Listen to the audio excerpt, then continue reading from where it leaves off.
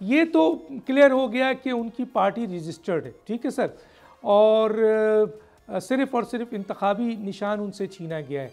मेरा एक सवाल ये है कि ये आपके जो एक उन्होंने आज एक रिक्वेस्ट की है उनके चेयरमैन तो अब नहीं रहे, उनकी तरफ से पीटीआई की तरफ से, कि अगर हमें आपने बल्ले का निशान तो हमसे छीन लिया है, लेकिन क्या ये मुमकिन है कि हमें एक निशान अलॉट किया जाए, एक निशान हमें मिले और एक निशान के ऊपर जो है आप जो है वो हमें अलॉट कर दें, ताकि हमारे जो आज़ाद उम्मीदवार इलेक्शन लड़ें वो एक ही निशान पर लड़ें। तो क्या इलेक्शन कमीशन ये इख्तियार रखती है कि आज़ाद उम्मीदवार को एक आपके निशान अलॉट करें, क्योंकि बाकी चीज़ों में तो पीटीआई लिखा हुआ है उसमें, क्या कहेंगे सर? जनाब, ये सारी जो बातें जो बताई जा रही हैं कि जी पीटीआई ने इलेक्शन कमीशन ऑफ पाकिस्तान से एक निशान के हवाले से बातचीत की है, तो ये तो उनको एक धोखा देने वाली बात है, मैंने गुमराह करने वाली बात है। जब आपकी एक आज़ाद उम्मीदवार की हैसियत से आप इंतखाबात में हिस्सा ले रहे हैं और एक आपकी सियासी जमात की हैसियत से तो आप इंतखाब में हिस्सा नहीं ले रहे, अब सारे आज़ाद उम्मीदवार जो खड़े हुए उनको एक निशान देने का मतलब यह है कि जो हमारा जो इलेक्शन एक्ट सेक्शन 215 209 की रूह के खिलाफ ही हो गया ना। एक निशान दे दिया, बैठ की क्या हंसी, तो कोई भी निशान दिया जा सकता है।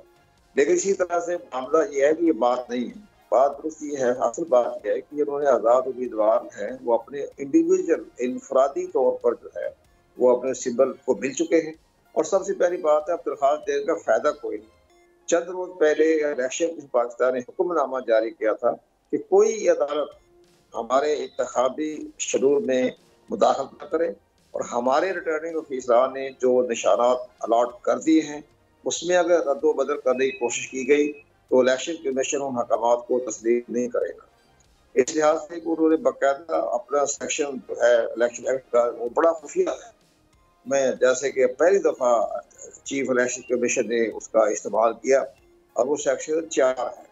तो हमारे वक्तों में भी जब होता था बड़े बुरहान पैदा होते थे, तो हमारे भी उस वक्त जो थे चीफ इलेक्शन कमीशन हमें मशवरा दिया करते थे, जी सेक्शन 4 का हवाला बिल्कुल ना दीजिए, ये हमारे पास बहुत अहम सेक्शन है जिसके तहत हम पूरे सिस्टम को हम अपने कंट्रोल में कर सकते हैं। तो वो उन्होंने उसी के तहत कंट्रोल किया। जो एक नजरियाती ग्रुप में जा रहे थे सारे, तो उन्होंने हुक्म जारी कर दिया कि ये जालसाजियां बर्दाश्त नहीं करेगी और किसी रिटर्निंग ऑफिसर को ये जो है किसी नजरियाती पार्टी का जो भी निशान है बैट्स की हम शक्ल को ना दिया जाए, तो खत्म कर दिया बात। एक बात। अच्छा सर, दो सवाल यहाँ पैदा होता है सर। एक सवाल ये था कि क्या सुप्रीम कोर्ट एक सो मोटो नोटिस, जैसे कि सुप्रीम कोर्ट ने कहा कोई दरख्वास्त ले आए, पीटीआई के उन्होंने वकील से कहा कि दरख्वास्त ले आइए दूसरी सियासी जमातों के, तो मेरा ख्याल लतीफ़ खोसा से शायद उनकी बात हुई थी। तो इसमें बताइए कि क्या अकबर एस बाबर का ये स्टैंड जो कि स्टैंड बना हुआ है कि कानूनी तौर पर कोई मेंबर चैलेंज करे तो होगा, या सुप्रीम कोर्ट ने कहा कि कोई भी दरख्वास्त लाए तो वो दूसरी सियासी जमातों का इंट्रा पार्टी इलेक्शन चेक कर सकते हैं?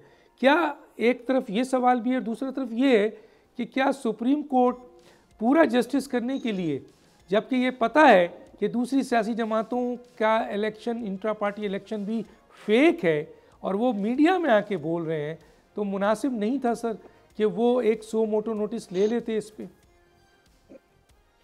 अब हर काम तो अदालतों में छोड़े ना।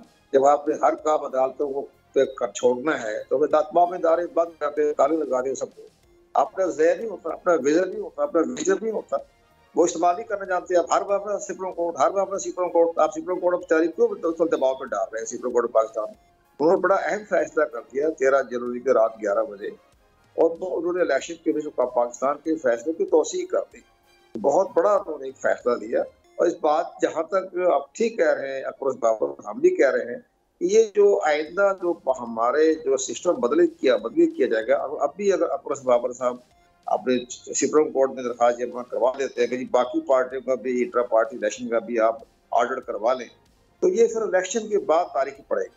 जैसे कि उन्होंने हल्का बंदियों के बारे में जो सारी अदालतों ने केस देना शुरू कर दिए थे, तो उस वक्त के जो क्या पाकिस्तान थे, उन्होंने हुक्म जारी कर दिया कि तमाम अदालतों में जो हल्का बंदियों के बारे में जो केस चला गया है वो सब कर दम इलेक्शन के बाद देखेंगे, 15 फरवरी के बाद। सब्सक्राइब करें और बेल दबाएं ताकि कोई खबर रह न जाए।